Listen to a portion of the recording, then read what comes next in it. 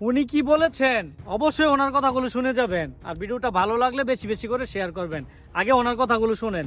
জয় বাংলা বলা যদি অপরাধ হয় তাহলে আমাকে প্রথম গ্রেপ্তার করে সেখানেও দল যাইয়ে দাঁড়াবো, বলবো আমি জয় বাংলা বলে মুক্তিযুদ্ধ করেছি, জয় বাংলা বলেই আমি আমার জীবন দিতে চাই।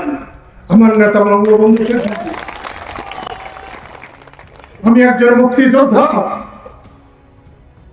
মুক্তিযুদ্ধ আমার ধ্যান, বঙ্গবন্ধু আমার চেতনা, বঙ্গবন্ধু আমার চৈতন্য। এখান থেকে কেউ সরাতে পারবে না। এখানে এসে আমি শুনলাম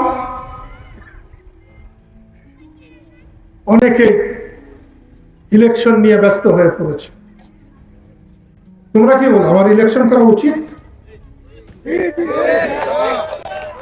এই আওয়াজে ইলেকশন, এই আওয়াজে ইলেকশন।